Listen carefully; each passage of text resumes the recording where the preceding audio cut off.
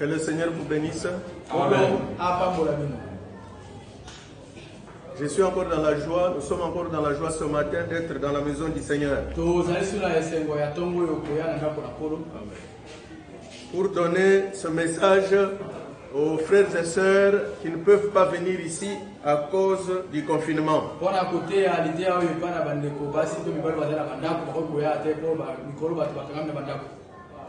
Les portes de l'église sont encore fermées, mais la parole n'est pas fermée. Amen. Je voudrais vous saluer tous au nom de Jésus-Christ, avec l'espoir que bientôt, très bientôt, on pourrait ouvrir les portes des églises. Je voudrais vous apporter les salutations du pasteur Bakeka, avec qui je parlais ce matin. Il m'a demandé de vous saluer au nom de Jésus-Christ. Sans plus tarder, je voudrais que nous puissions prendre nos Bibles pour que nous puissions lire quelques passages de la parole. Je pense que j'ai 3 ou 4 écritures auxquelles nous allons nous référer. Nous prenons d'abord Ésaïe 61, versets 1 à 2.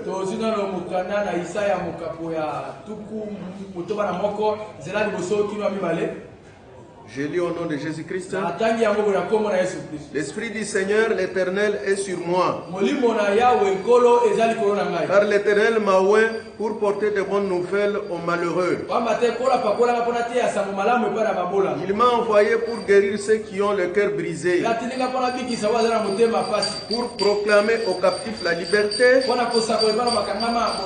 et aux prisonniers la délivrance, pour publier une année de grâce de l'Éternel et un jour de vengeance de notre Dieu, pour consoler tous les affligés. Amen. Allons maintenant dans Osée, prophète Osée, chapitre 11, un seul verset, le premier verset. Quand Israël était jeune, je l'aimais. Et j'appelais mon fils hors d'Égypte. Nous allons avancer dans Malachie chapitre 4.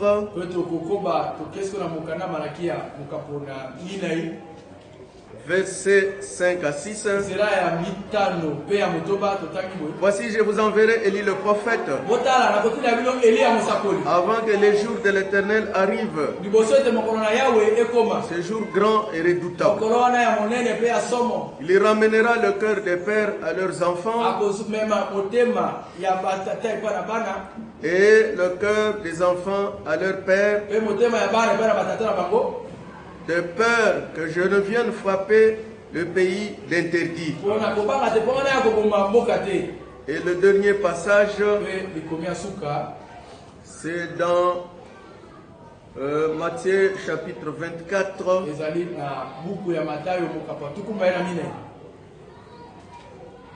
Matthieu 24, je pense c'est le verset 15. Matthieu 24, 15. C'est pourquoi, lorsque vous verrez l'abomination de la désolation dont a parlé le prophète Daniel, établi en lieu saint, que celui qui lit fasse attention. Que le Seigneur bénisse la lecture de la parole. Nous allons prier. Seigneur notre Dieu, nous te sommes tellement reconnaissants, Seigneur. Ce matin, tu nous donnes encore l'occasion de lire ta parole, d'écouter ta parole. Nous te prions de bénir les passages que nous venons de lire. Et nous te prions, Seigneur, de nous effacer. Pour que toi-même, Seigneur, tu puisses nous utiliser comme des instruments. Que ça ne soit pas notre pensée. Bénis mon frère qui interprète.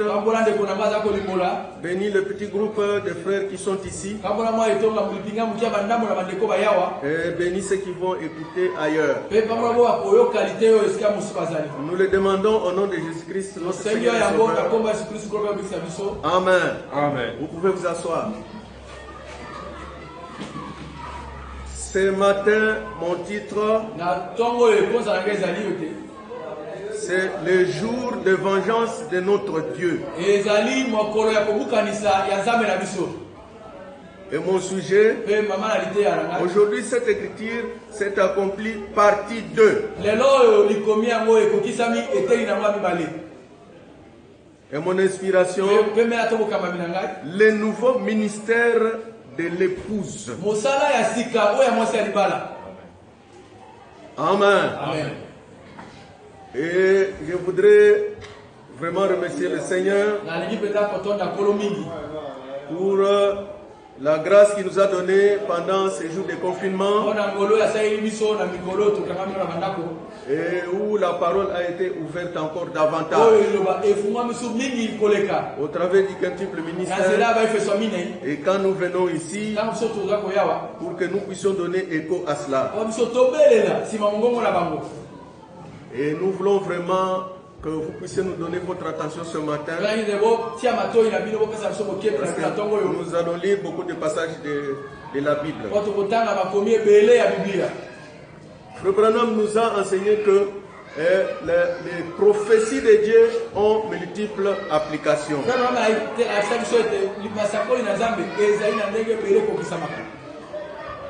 Et si vous voyez les 4 passages que je viens de vous lire ici, dans Ésaïe chapitre 66, dans Osée chapitre 11, dans Malachie chapitre 4, et dans Matthieu chapitre 25, j'ai choisi ces passages parce que il y en a encore beaucoup d'autres où le prophète nous dit que ce sont des passages qui ont multiples applications. Il dit multiples applications ou bien multiples accomplissements. Il dit aussi que ce sont des écritures qui ont multiples révélations. Et il dit aussi que ce sont des écritures où l'histoire se répète. Et frère Kevin Blouet a dit que ce sont des écritures du déjà vu. Non, c'est du déjà vu. Et je sais que comme il a l'expression anglaise, il dit c'est déjà vu. Pour dire que ça se répète. Et le prophète dit que ce sont des écritures qui font les cercles. Et qui s'activent en leur saison. Béni soit le nom du Seigneur.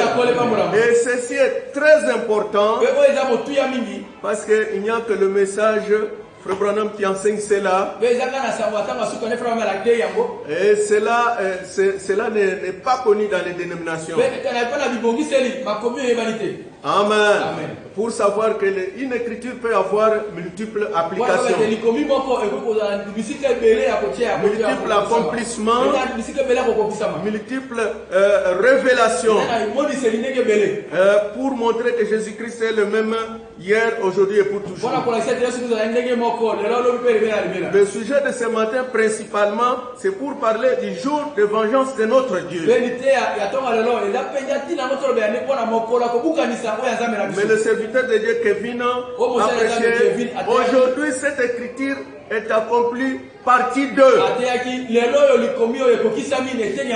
Mais pour que vous puissiez saisir cela, j'aimerais que je puisse rabaisser cela. Je puisse utiliser ça dans les termes un peu rabaissés, Christ tabernacle.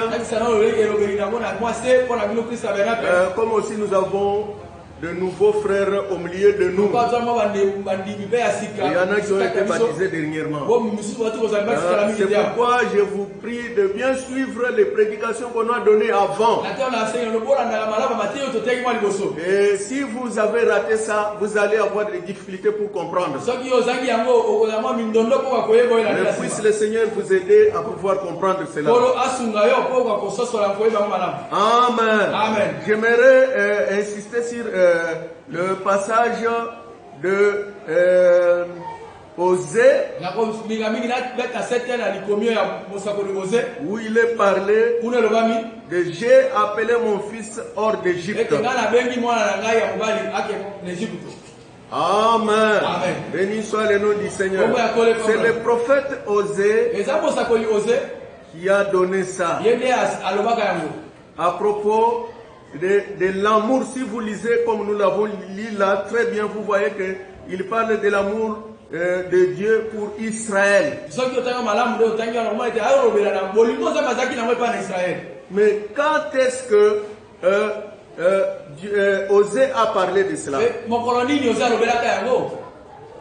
Parlant du fait de faire sortir ses enfants en Égypte. Cette prophétie de Osée était déjà accomplie. Parce que Israël était déjà sorti de l'Égypte. Parce que cette écriture parle d'Israël, qui est Jacob, qui était en esclavage en Égypte, mais qui est sorti. Mais regardez, plusieurs années après qu'Israël soit sorti d'Égypte, mais le prophète parlait de la relation d'Israël, son peuple, son fils dans le passé.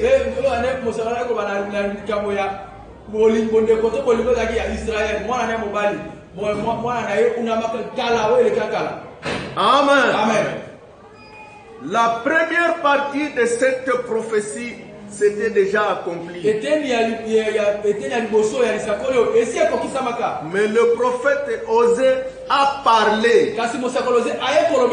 Dieu voulait montrer l'amour qu'il avait pour son fils, le fils de Dieu, Israël. Et c'est Frère Branham qui a dit que c'est une des prophéties à plusieurs applications. Et il dit cela parlait aussi de son fils, son plus grand fils, qui est Jésus-Christ. Et qui allait venir dans le futur. Est-ce que vous voyez? Du temps d'Osée, il se trouve un peu au milieu. Il a jeté sa prophétie dans le passé, sa parole dans le passé, mais il a jeté aussi sa parole dans l'avenir. Béni soit le nom du Seigneur. Lorsque la prophétie s'appliqua à Israël, c'était sa première partie. Et nous savons que c'est de l'histoire. Mais lorsqu'il s'appliqua aussi à son fils Jésus-Christ, plusieurs années après, et nous savons aussi que c'est déjà accompli aussi, c'est de l'histoire. Mais là, dans le cas de Jésus, c'était la deuxième partie, ou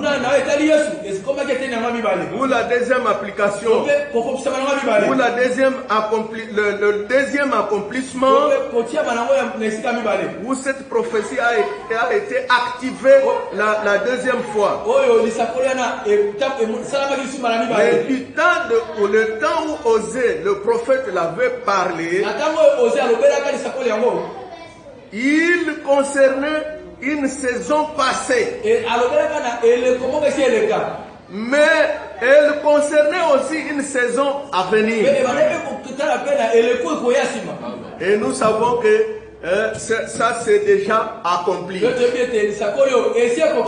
Béni soit le nom du Seigneur. Oh, nous pouvons lire Matthieu chapitre 2. Parce que j'aimerais vraiment que cela puisse bien pénétrer. Écoutez. Matthieu chapitre 2. Écoutez la lecture. Verset 13, à partir du verset 13. Lorsqu'ils furent partis, voici un ange du Seigneur apparut en songe à Joseph et dit: lève-toi, prends le petit enfant et sa mère, fuis en Égypte et reste-y jusqu'à ce que je te parle.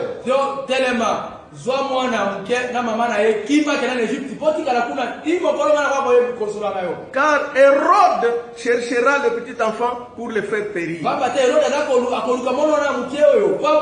Joseph se leva, prit de nuit le petit enfant et sa mère et se retira en Égypte. Il y resta jusqu'à la mort d'Hérode, afin que s'accomplisse ce que le Seigneur avait annoncé par le prophète: j'ai appelé mon fils hors d'Égypte.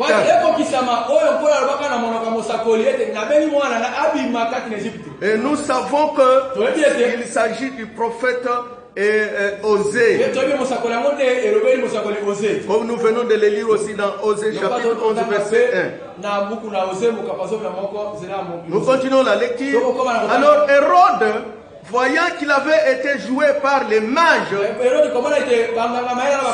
s'est mis dans une grande colère. Et il envoyait tuer tous les enfants de 2 ans au-dessus qui étaient à Bethléem et dans tout son territoire, selon la date dont c'était soigneusement enquis auprès des mages. Lorsque s'accomplit ce qui avait été annoncé par Jérémie le prophète, je dis ceci, alors s'accomplit ce qui avait été annoncé par Jérémie le prophète. On a entendu des cris à Rama, des pleurs et de grandes lamentations. Rachel pleure ses enfants et n'a pas voulu être consolée parce qu'ils ne sont plus.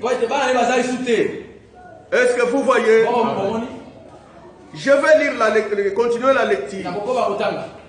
Quand Hérode fut mort, voici un ange du Seigneur apparut en songe à Joseph en Égypte.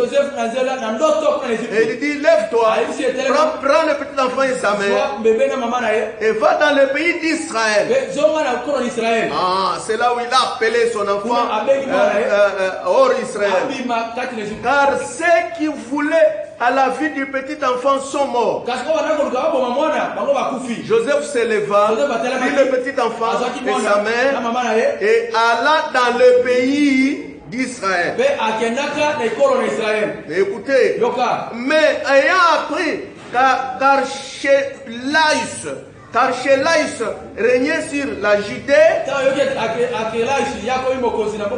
à la place d'Hérode son père, il craignit de s'y rendre et divinement averti en songe, il se retira dans le territoire de la Galilée et vint demeurer dans une ville appelée Nazareth, afin que s'accomplisse ce qui avait été annoncé par le prophète: il sera appelé Nazaréen. Béni soit le nom du Seigneur. Est-ce que vous voyez? Oh, si vous lisez, et les anciens qui lisaient ça, Ils ne savaient pas que c'était une écriture à double application. Mais la partie 1, la première partie, la première accomplissement, la première révélation s'est déroulée sous un prophète appelé Moïse. C'était déjà déroulé là-bas. Béni soit le nom du Seigneur. Et nous avons étudié dans cette église que quand Moïse a fait sortir les enfants d'Israël, il y avait une période de confinement. Ah, béni soit le nom du Seigneur. Israël se trouvait à Goshen. Mais il y avait la mort. Il y avait le jugement. Béni soit le nom du Seigneur. Et c'était aussi un moment de temps du jugement d'Égypte par la mort des premiers-nés. Donc c'était un temps un peu comme celui-ci. Et je voudrais remercier le Seigneur pour Frère David, pour nous montrer que il y a des jugements temporaires. Jugement après jugement. Jugement après jugement. Mais tout cela pointe vers les grandes tribulations. Il sera un jugement final. Béni soit le nom du Seigneur. La première partie était accomplie du temps du prophète Moïse. Béni soit le nom du Seigneur. Et en ce temps-là, c'était le jugement et la grâce ensemble. Béni soit le nom du Seigneur. Parce que c'était le temps où le signe était appliqué.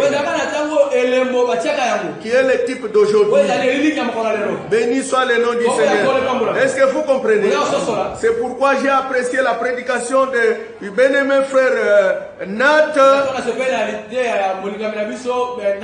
Le jugement et la perfection ensemble. Et vous voyez que c'est comme ça dans la parole.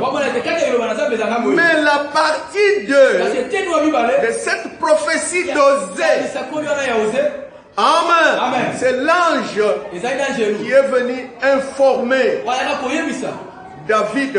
Ou plutôt Joseph. Amen. Parce que Dieu, lui, il connaît les intentions de cœur de n'importe qui. Et il connaît la saison. Oh, cette saison-là, c'était la saison où Jésus c'était prévu qu'il ne puisse pas mourir. Tout en étant bébé. Mais Dieu lui-même savait ce que Hérode était en train de planifier avec son conseil de sécurité pour garder son pouvoir. Béni soit le nom du Seigneur. Et l'ange du ciel est venu. Et nous sommes enseignés. Et nous savons qui est cet ange. C'était Gabriel. Parce que Gabriel a annoncé la première venue. Et Gabriel est en jeu encore. En séjour ici. En train d'arranger la seconde venue de Christ. Béni soit le nom du Seigneur. Et nous croyons au songe. Parce que vous voyez, pour un événement important comme celui-ci, Dieu a utilisé un moyen secondaire qui était les songes. Et il a fait comprendre à Joseph, et c'était un songe qui n'avait pas besoin d'interprétation. Donc l'ange Gabriel a activé la deuxième partie de la prophétie. Béni soit le nom du Seigneur. Mais pour ce qui est de la première partie, c'est l'ange Moïse. Parce que Frère Branham nous a enseigné que un ange, c'est un messager. Il a des messagers terrestres. Il a des messagers célestes. Et les messagers terrestres et celui céleste travaillent ensemble. Mais que ça soit terrestre, que ça soit céleste, ils sont commandés par le grand maître, le Dieu du ciel. C'est celui qui a son programme. Béni soit le nom du Seigneur. Est-ce que vous comprenez? Et dans ce que Gabriel a dit, vous voyez, il dit, afin que s'accomplisse ce que Dieu avait dit par le prophète. Ces temps-là, ce n'était pas question de sceller ceux qui ne devaient pas mourir. Ces temps-là,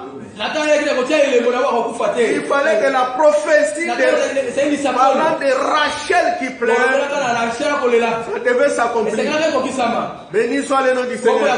Mais si vous voyez la première partie, là-bas en Égypte, mais la deuxième partie, en Israël, le sang a coulé. La mort est venue. Parce que le jugement est tombé sur ces enfants innocents. Ces enfants étaient massacrés, mais ça devait accomplir les Écritures. Ça ne pouvait pas se passer autrement. Béni soit le nom du Seigneur. Est-ce que vous voyez cela, mes frères? Les deux différents accomplissements. Est-ce que vous voyez le nombre d'années que ça a pris pour que cela puisse s'accomplir? Béni soit le nom du Seigneur. Et Frère Branham dit ceci dans la prédication, une bannière de 1953. Le prophète dit ceci, paragraphe 3, les prophéties se répètent toujours. Vous le savez. N'importe quel érudit de la Bible le sait. Amen. Amen. Et je peux dire ceci, n'importe quel savant de cet âge ici, parce que les érudits de la Bible, ce sont des savants. Ils le savent. Et nous le savons. Parce qu'il y a eu un savant qui nous a enseigné ça, le prophète de l'âge. Comme par exemple dans Matthieu 2, où il est dit, j'ai appelé mon fils hors d'Égypte. Cela s'est rapporté, à vrai dire, à l'écriture où Dieu appelle Israël hors d'Égypte.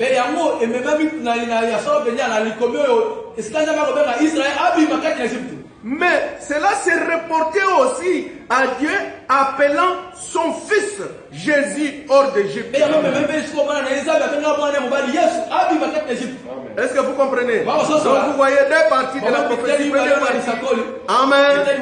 Deux différents accomplissements en deux époques différentes, en deux contextes différents, en deux saisons différentes. Et Frère Branham continue et dit, et de même que Joseph était un type de Christ, il est aussi un type de l'Église qui est le corps de Christ sur la terre aujourd'hui.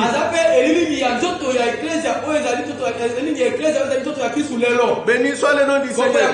Nous savons que Joseph, pas Joseph, mari de Marie,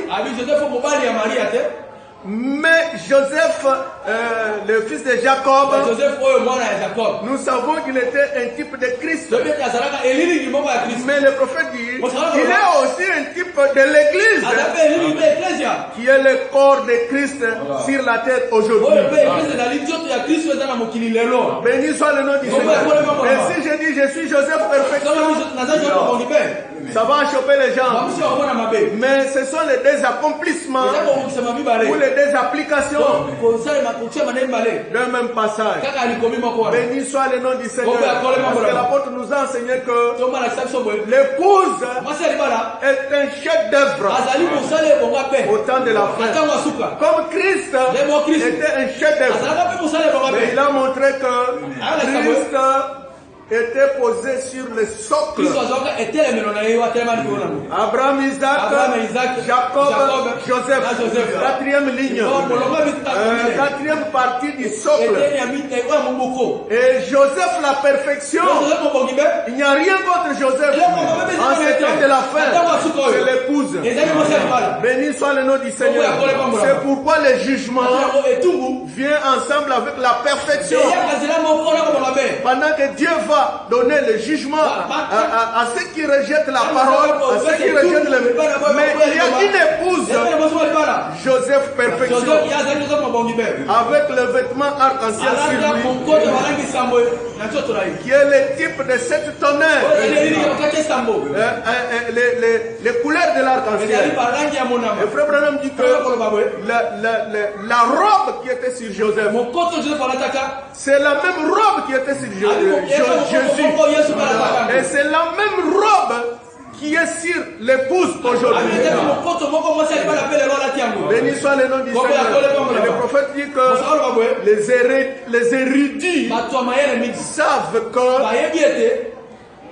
les prophéties ont des applications multiples. Béni soit le nom du Seigneur. Je dis ceci parce que quand nous allons parler de ce jour de vengeance, que vous n'ayez pas de difficulté à comprendre cela. Béni soit le nom du Seigneur. Et érudit, je vais lire Scofield. Scofield, il est l'écrivain de cette Bible. Le frère Branham s'est référé à Scofield. Je vais regarder dans Scofield, je vais vous demander de voir dans le livre d'Osée pour que nous puissions étudier les Écritures. Si vous avez la Bible Scofield, vous allez être avec moi. Je vais vous demander de regarder à la page 1053. Donc c'est dans Matthieu, là où nous avons lu Matthieu chapitre 2, verset 13 à 23.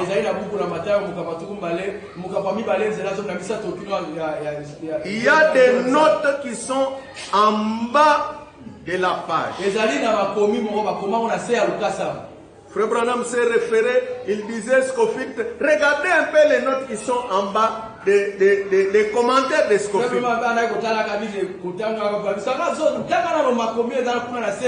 Écoutez ce que Scofield, l'érudit, a dit à propos de Luc chapitre 2, verset 15. Je lis d'abord le verset 15. Il y resta jusqu'à la mort d'Hérode afin que s'accomplisse ce que le Seigneur avait annoncé par le prophète. J'ai appelé mon fils hors d'Égypte.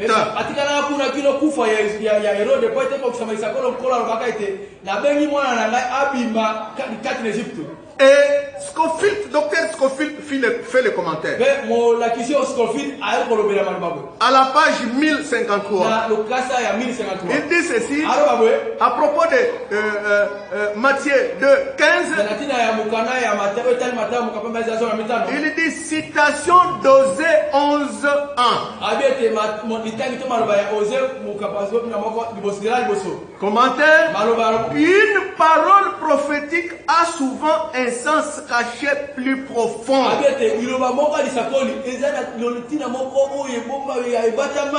qu'il n'apparaît de prime abord. Il dit qu'une parole prophétique, une prophétie a souvent un sens caché plus profond qu'il n'apparaît de prime abord. Écoutez maintenant. Il dit ces passages appuient cette thèse puisque le peuple d'Israël était considéré comme son fils.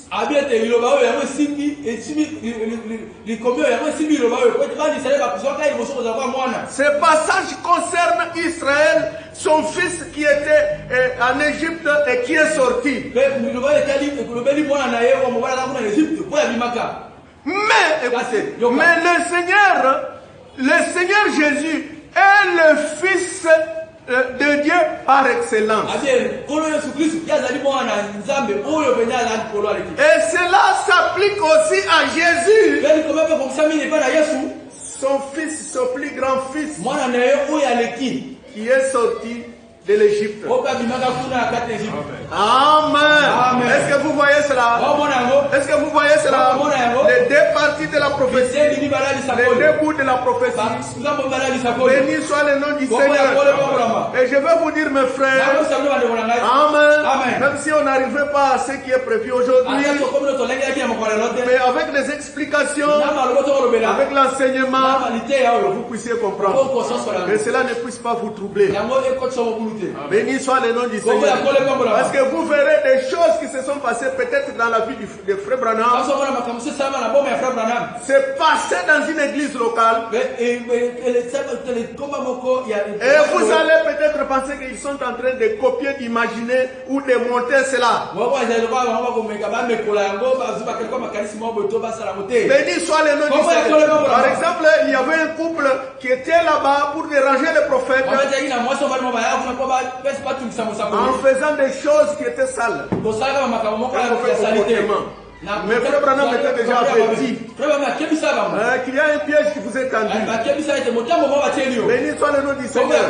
Mais maintenant, une fois, lui a dit, mais tu peux prononcer n'importe quelle parole et ça va arriver. Si c'est mourir, ils vont mourir. Si c'est aveugle, ils vont devenir aveugles. Mais il a dit la chose juste. Parce que la présence du Seigneur était dans la salle.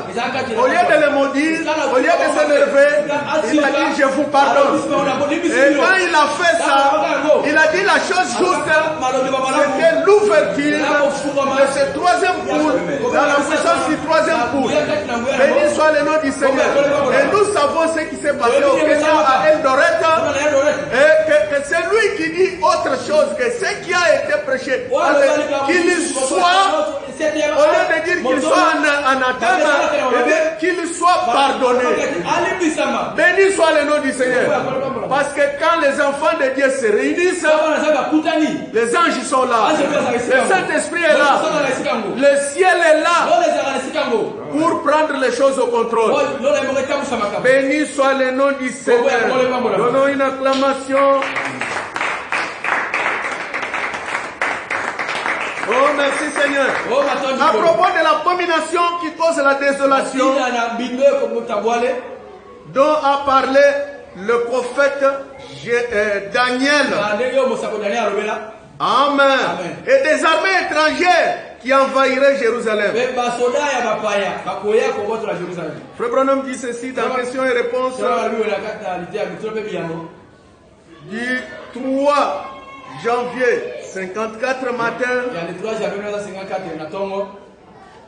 Le prophète de Dieu dit ceci. Paragraphe 54. Combien savent que l'écriture a une multiple application pour chaque prophétie?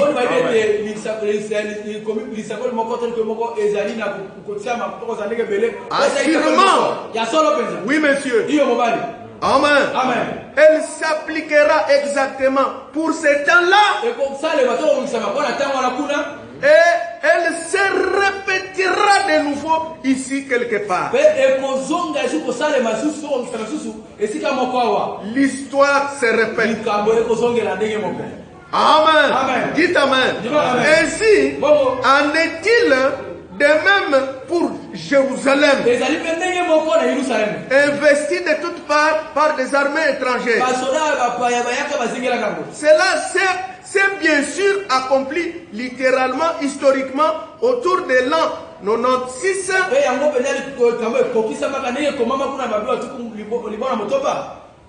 Quand Titus a assiégé Jérusalem. Mais maintenant, observez attentivement, vous verrez la différence.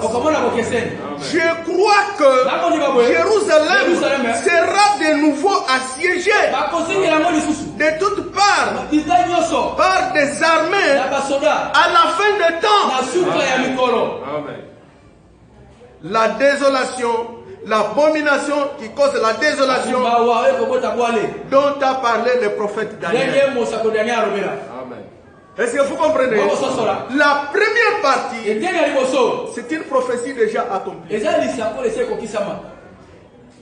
Et nous avons dit dans cette église que lorsque Jérusalem était foulée aux pieds, il y a eu des anges qui pouvaient, des destructeurs qui devaient venir détruire la ville.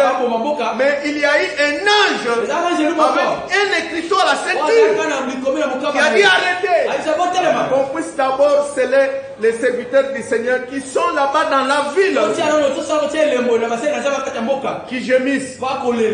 Et celui qui avait l'ange du sceau, il est allé, il a scellé ce qui ne pouvait pas être condamné.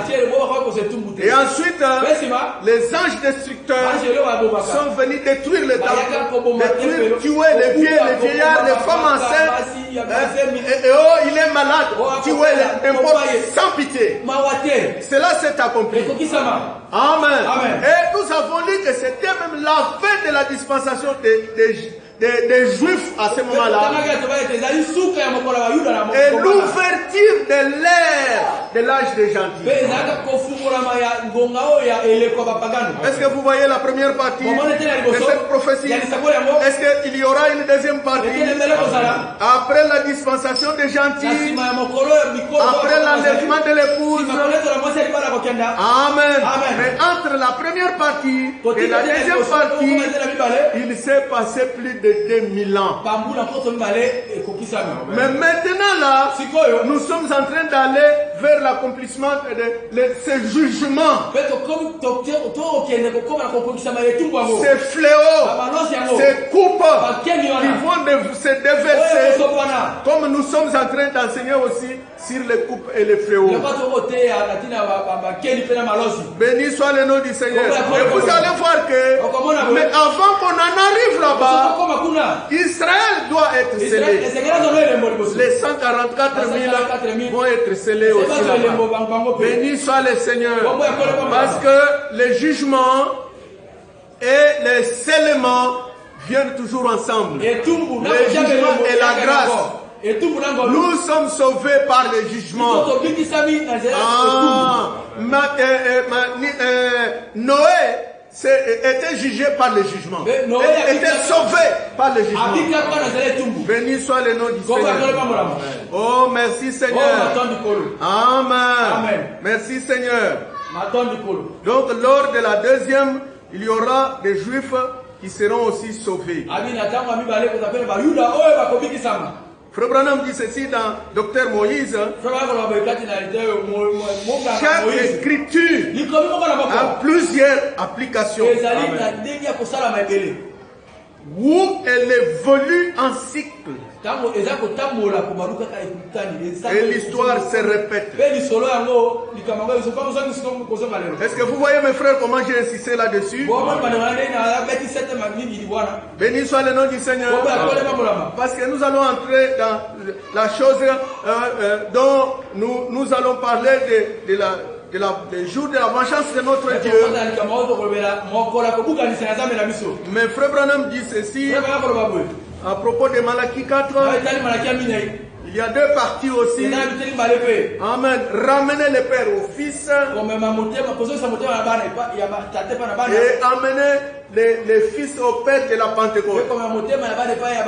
C'est une église et c'est une écriture à double application. Amen. Dites Amen. Et la première partie était pour les Juifs. Ce sont les Juifs, les pères qui étaient ramenés au Fils. Le Fils de la Pentecôte. Et qui a fait ce travail? C'est Jean-Baptiste. Béni soit le nom du Seigneur. Mais je ramènerai le cœur des fils au Père de la Pentecôte. C'est pour les gentils. C'est pour nous ici. Et c'est accompli. Et c'est en train de se dérouler. Et jusqu'à ce que le tout dernier puisse entrer dans l'arche. Amen. Parce que nous savons qu'il y a première fermeture, deuxième fermeture. Et entre les deux, il y a encore la grâce. Et les gens qui sont scellés. Béni soit le nom du Seigneur. Je pouvais lire le passage de la parole où Frère Branham parle de ça. Mais nous savons que les dénominations discutent et disent que non, il ne peut plus y avoir un élu. C'est fini. Parce qu'ils ne comprennent pas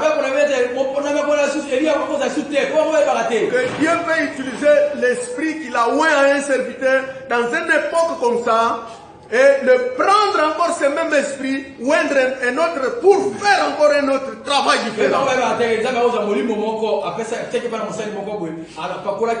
Mais nous savons que Frère Branham et c'est Malachie, Amen, c'est Malachie 4 qui a ramené par les sept tonnerres, qui nous ramène à la foi de la Pentecôte. Béni soit le nom du Seigneur.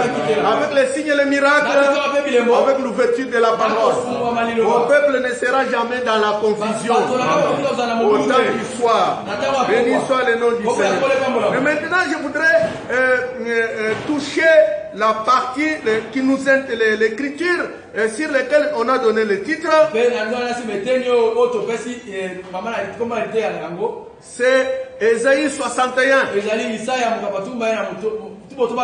Béni soit le nom du Seigneur.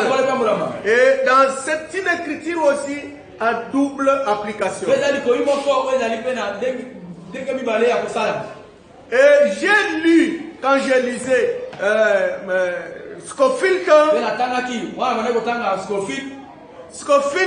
dit que regardez, quand Jésus est entré dans le temple, regardez avec quelle exactitude il a cité les Écritures. Et c'est ce que dit le prophète. Amen. Parce que les Écritures ne peuvent pas être brisées. Il a lu sa première partie. La partie qui concordait avec son ministère terrestre, mais il n'a pas lu la deuxième partie qui était le jour de vengeance de notre Dieu. Béni soit le nom du Seigneur.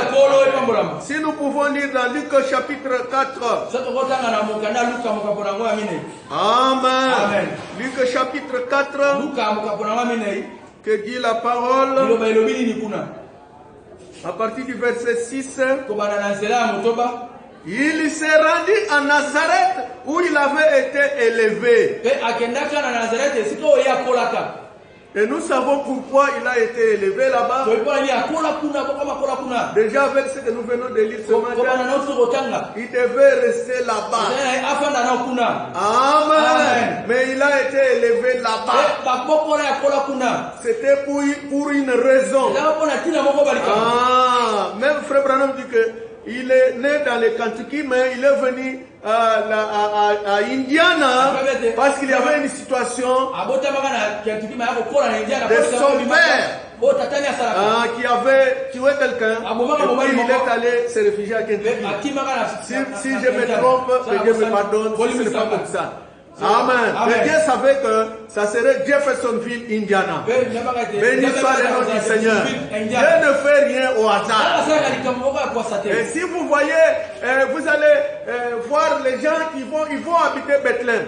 Et ce n'est pas par hasard. Ils vont aller habiter. Même votre lieu d'habitation compte.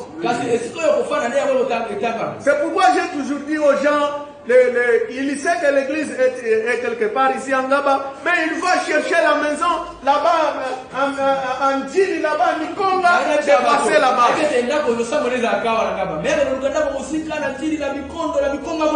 C'est l'ennemi qui fait cela, sans que vous le sachiez. C'est pour vous éloigner. Amen. Mais nous savons qu'à Jeffersonville, il y a eu même des frères comme frère Wood qui était ingénieur, je crois, entrepreneur, mais qui a quitté là où il était. Il est venu habiter à côté du prophète. Béni soit le nom du Seigneur. Est-ce que vous voyez? Ainsi, Jésus s'est rendu à Nazareth où il avait été élevé. Et selon sa coutume, il entra, non, selon sa coutume, il entra dans la synagogue le jour du sabbat. Il s'éleva pour faire la lecture. Et on lui remit le livre du prophète Ésaïe. L'ayant déroulé, il trouva l'endroit où il est écrit: l'Esprit du Seigneur est sur moi, parce qu'il m'a oint pour annoncer une bonne nouvelle aux pauvres. Il m'a envoyé pour guérir ceux qui ont le cœur brisé, pour proclamer aux captifs la délivrance et aux aveugles le recouvrement de la vue, pour annoncer, pour renvoyer libres les opprimés, pour publier une année de grâce du Seigneur. Point. Ensuite, il roula le livre, le remit au serviteur et s'assit. Et tous ceux qui se trouvaient dans la synagogue avaient les regards fixés sur lui. Alors il commença à leur dire: aujourd'hui, cette parole de l'écriture que vous venez d'entendre est accomplie. Et tous lui rendaient témoignage. Ils étaient étonnés des paroles de grâce qui sortaient de sa bouche. Et il disait: n'est-ce pas le fils de Joseph? Béni soit le nom du Seigneur. Et vous voyez, le prophète nous dit que Jésus n'a pas lu la deuxième partie de cette prophétie. Jésus n'était pas un confusionniste. Prendre les choses qui est concerné aux Juifs, commencer à les prêcher à l'épouse. Ou prendre les choses, la promesse de l'épouse, la donner aux Juifs. Et comme on nous disait là tout au début là, que le sept tonnerres c'était pour les Juifs. Alors que le prophète dit que le sept tonnerres rassemble l'épouse. Le sept tonnerres montre à l'épouse comment se préparer. Le sept tonnerres donne la foi à l'épouse. Amen. Et que les sept tonnerres sont les réveils de l'épouse. Est-ce que vous voyez ça? Mais Jésus, lui, n'est pas venu avec cette confusion. Il savait quelle était la partie du verset qui était activé. On lui a remis le rouleau. Amen. Vous savez, le prophète nous dit que tous ces livres, des prophètes, des Dosées, des Daniel, c'était des rouleaux séparés. Mais qu'est-ce qui a fait qu'on est allé lui prendre seulement les rouleaux d'Ésaïe? Est-ce que vous pensez que c'était par hasard? Parce que c'est lui qui devait accomplir la chose était dans la salle. Et le ciel était en train de se réjouir. Parce qu'il va ouvrir l'année de la grâce du Seigneur. Est-ce que vous comprenez? Et c'était en quelque sorte une cérémonie solennelle à laquelle les anges invisibles étaient invités. Béni soit le nom du Seigneur. Et un prêtre est allé lui donner le rouleau. Il a pris le rouleau, il a déroulé, il a brisé le sceau, il a déroulé, il s'est identifié. Parce que dans ces pages, il est question de moi. Béni soit le nom du Seigneur. Et c'est comme ça qu'il ne pouvait pas aller tâtonner. Oh, merci Seigneur. Donnons une forte acclamation.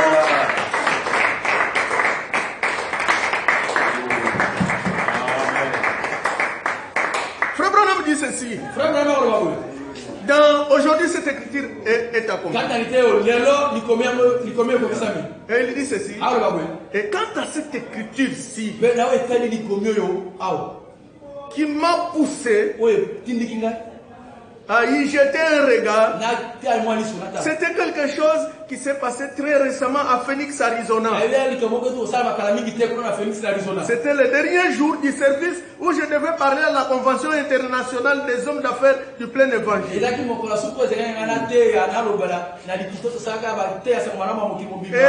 cette convention, il y avait avec nous un visiteur qui était évêque catholique. Il est à l'église catholique apostolique qui pratique les rites chaldéens. Le très révérend John Stanley. Il est l'évêque de l'église catholique métropolitaine des États-Unis. Et c'est ce qui était sur sa carte de visite. Et son adresse. Et il était un invité des hommes d'affaires chrétiens. Et je l'avais vu à la veille.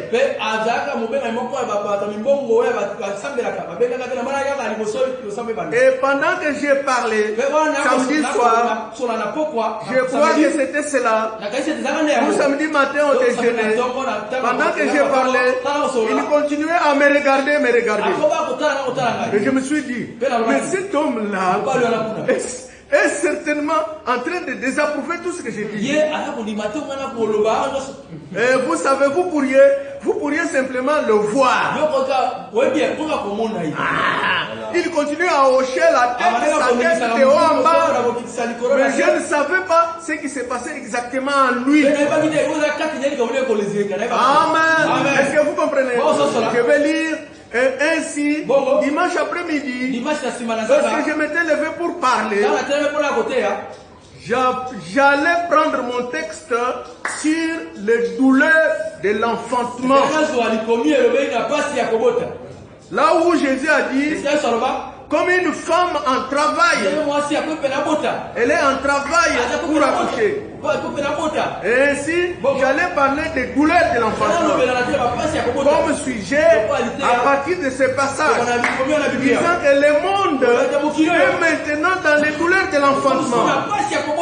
L'ancien doit passer. L'ancien monde doit passer. Afin que les nouveaux naissent. Juste comme une semence doit complètement pourrir en vue de donner naissance à une nouvelle vie. Vous voyez ce que Frère Branham devait prêcher. Mais je vais lire. Amen. Ensuite, je ferai quelques commentaires. Et maintenant, il dit, oh, quelle douleur. Il parle des douleurs de l'enfantement. Il montre comment chaque message qui vient plonge dans les douleurs de l'enfantement. Et quand il y a changement de saison, vous devez mourir à la vieille saison pour entrer dans la nouvelle saison. Béni soit le nom du Seigneur. Et c'est ce que la difficulté que les Juifs avaient. Ils ne savaient pas reconnaître que la saison avait changé. Et ils devaient mourir dans les douleurs de l'enfantement. Écoutez maintenant, il dit que, et alors pensant que cet homme était tellement en désaccord avec moi, je me suis levé pour proclamer ce message. Je suis allé dans ma Bible pour trouver la part. Maintenant, il devait prêcher les douleurs de l'enfantement. Mais maintenant, quand il voulait maintenant voir où se trouvait le texte, il a commencé à chercher. Et ma femme venait de m'offrir une nouvelle Bible pour Noël. Ma vieille Bible avait environ environ 15 ans. Elle était simplement presque déchiquetée. Les pages s'envolaient d'elle chaque fois que je l'ouvrais. Sauf que je savais exactement où se trouvait chaque passage. Ainsi, j'avais minutieusement étudié dans cette Bible-là. Et j'avais simplement pris la nouvelle page que l'autre avait l'air trop déchiqueté pour être apporté à l'église. Et lorsque je me suis mis à chercher dans Saint-Luc, là où se trouvait le passage de l'Écriture, je me suis mis à lire le 16e chapitre et le verset que je cherchais n'était pas là.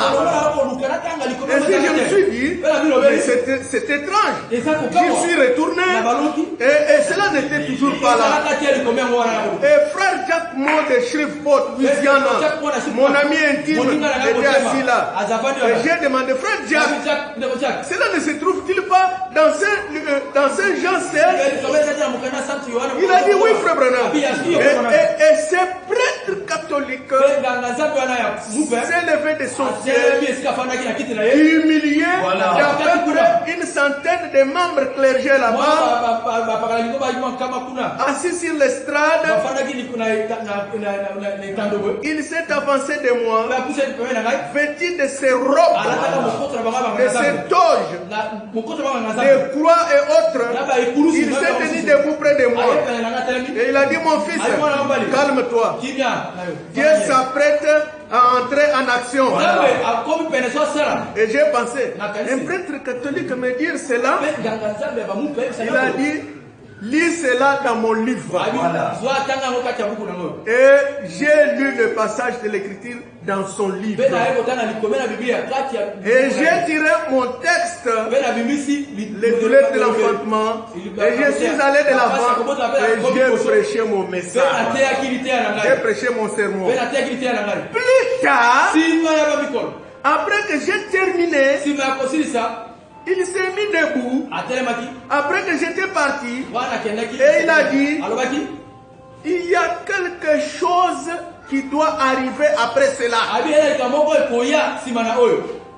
Amen. Ce prêtre-là, quand il a écouté, les douleurs de l'enfantement et comment le prophète donnait ça, il s'est mis debout. Après qu'il ait terminé, et il a dit, il y a une seule chose qui doit arriver après cela. Ou bien l'église doit sortir du gâchis, où elle se trouve, ou bien nous devons sortir du gâchis dans lequel se trouve l'église. Ou bien c'est l'église qui doit sortir du gâchis. Ou bien nous allons faire sortir l'église. Faisons sortir l'église du gâchis. Où il se trouve. Le message l'avait piqué.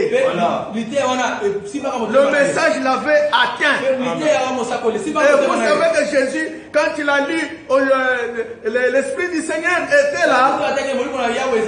Mais le message avait atteint les gens. Mais les gens ont dit, mais ce passage, mais ça concerne le Messie.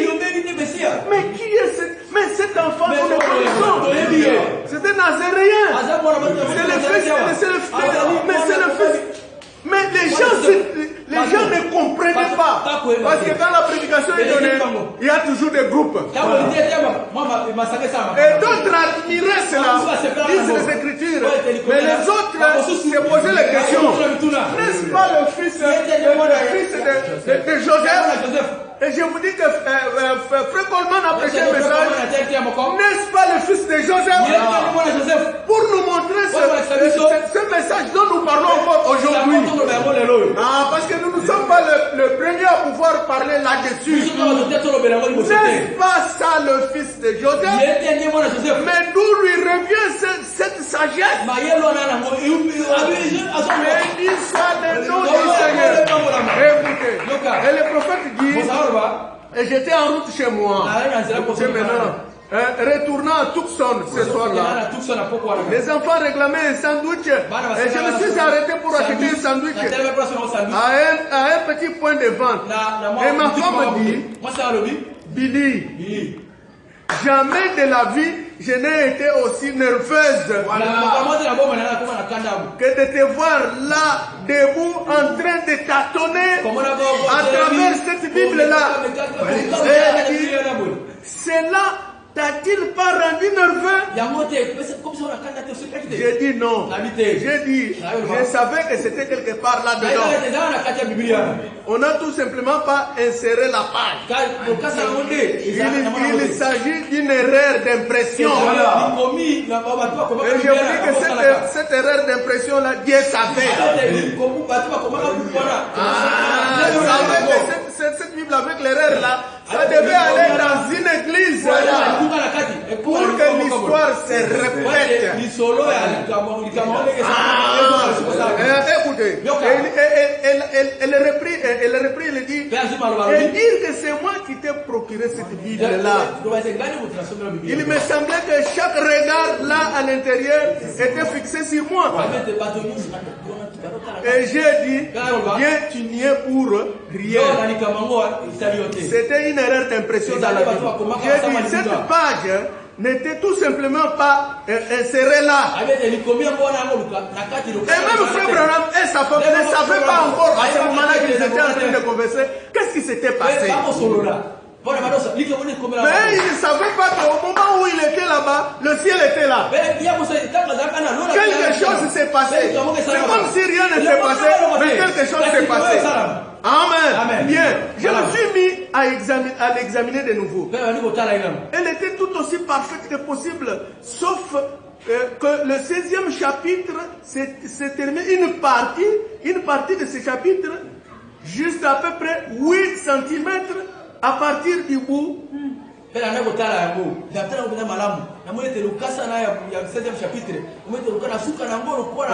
Jusqu'au chapitre 17 de l'autre côté, même chose. Et comme c'était une nouvelle Bible, ces deux pages étaient parfaitement collées. Collées ensemble. Amen. Et je lisais le 17e chapitre au lieu du 16e chapitre. Eh bien, c'est très bien. Et c'était pour une raison quelconque. Écoutez. Et tout aussi clairement que vous pouvez m'entendre, n'importe quelle voix, une voix vint à moi et dit, il entra à Nazareth, là où il était élevé, et il entra dans la synagogue selon sa coutume. Et le prêtre lui remit les écritures pour lire. Et il lit Ésaïe 61. Et après qu'il avait lu les écritures, il s'est assis et remit la Bible, les livres au prêtre. Et s'est assis. Et tous les yeux de l'assemblée étaient fixés sur lui. Et des paroles précieuses sautaient de sa bouche. Et il dit, aujourd'hui cette écriture est accomplie. Ce passage de l'écriture que vous venez de lire. Comme l'écriture est précise.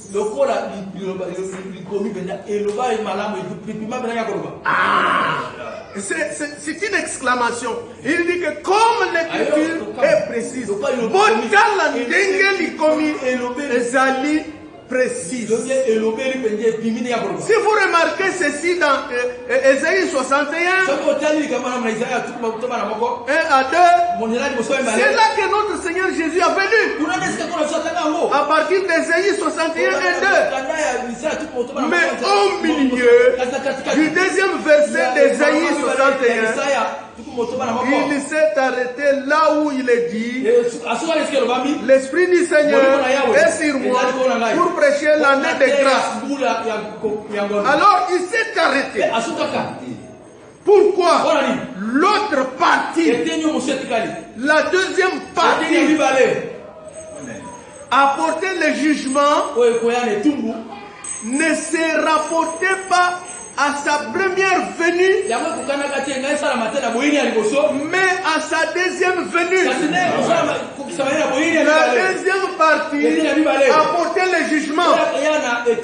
Parce que la première partie apportait la grâce. Amen. Mais la deuxième partie apportait le jugement. C'est pourquoi vous voyez ces derniers temps, nous parlons des coupes de fléaux, de jugement, mais le jugement va venir. L'accomplissement de cette partie. Que vous le sachiez ou pas, ça va se faire. Est-ce que vous voyez, ça ne s'y rapportait pas. Comme les Écritures ne commettent jamais d'erreur, elles sont toujours parfaites. Jésus s'était arrêté juste là où est confirmé en son jour. Non. Jésus s'est arrêté juste là où l'écriture s'arrêtait parce que cela était exactement ce qui devait être confirmé en son jour. Et pas plus. En fait, lorsque cette première venue, c'était pour ça. À la seconde venue, il apportera le jugement sur la terre. Mais pas en ces temps-là. Il devait prêcher l'année de grâce. Béni soit le nom du Seigneur. Est-ce qu'on peut donner une acclamation à notre Dieu? Est-ce que vous voyez? Maintenant, Frère Branham ne savait pas ce qui était en train de se passer. C'est Dieu lui-même qui arrange les choses. Cette écriture s'était accomplie aussi. Ésaïe 61 là-bas. Mais quelle partie d'Ésaïe 61 du vivant de Frère Branham, ce n'est pas le jour du jugement là. Il va introduire ça.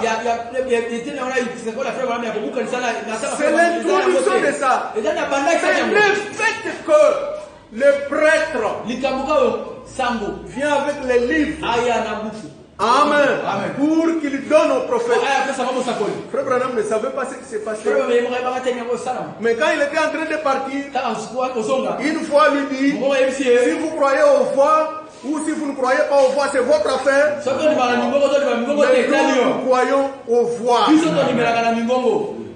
Qui lui récite l'écriture. Maintenant il comprend. Quelque chose s'est passé. Dans cette réunion-là, quelque chose s'est passé. Béni soit le nom du Seigneur. Maintenant il dit ceci. Observez le Messie se tenir sur l'estrade pour s'identifier à la parole de la promesse de cet âge-là. Est-ce que vous comprenez? L'écriture de cet âge-là qui était activée. Béni soit le nom du Seigneur. Et il dit, comme c'est étrange, le Messie debout devant l'église. Amen. Est-ce que le Messie était là-bas devant l'église? Oui. Est-ce qu'il était là aussi? Oui, parce que l'histoire s'est répétée.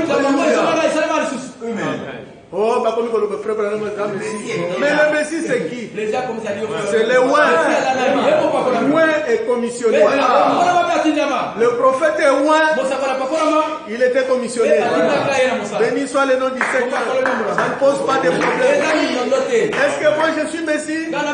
Je suis Messiette. Est-ce que tu es Messie mon frère? Messiette. Parce que nous sommes Ouin et commissionnés. Béni soit le nom du Seigneur. Donc, le Messie était là-bas pour proclamer, pour ouvrir l'année du jubilé, qui est l'année de grâce du Seigneur. Béni soit le nom du Seigneur. Et considérez ces précieuses paroles lorsqu'il dit pour prêcher l'année de la grâce du Seigneur. La première partie Et mercredi, nous allons revenir pour ajouter à ce que nous avons dit aujourd'hui, pour que vous voyez, je vais vous donner déjà la citation, parce que quand je voudrais parler, Frère Branham dit ceci, dans le chef d'œuvre. Amen. Paragraphe 85, tradition de Shekinah. La parole. Jésus ne pouvait pas prendre cette place.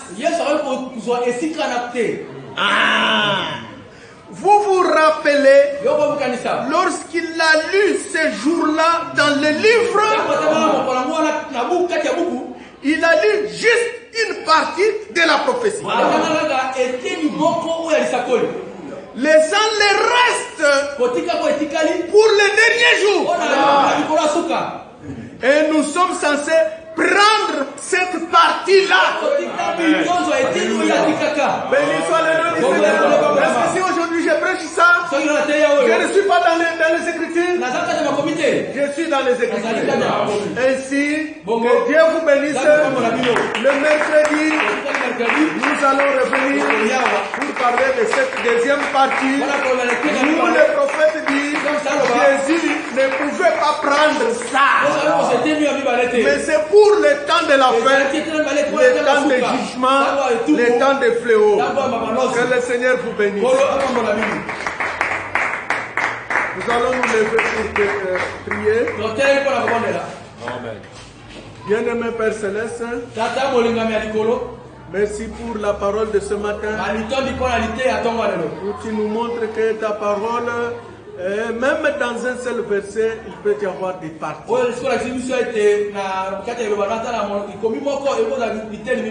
Et Malachie 4 nous a ramené à la parole. Et nous savons que les jours du Seigneur viennent qui sont terribles. Et l'épouse qui est un chef-d'œuvre, qui est une messiette, qui est ointe, qui représente Christ sur la parole, peut proclamer l'année la vengeance de notre Dieu. Bénis les paroles que nous venons d'écouter. Bénis le peuple qui va écouter. Seigneur, nous nous remettons à toi. Pour que le mercredi, quand nous viendrons, tu puisses ajouter la parole à la parole.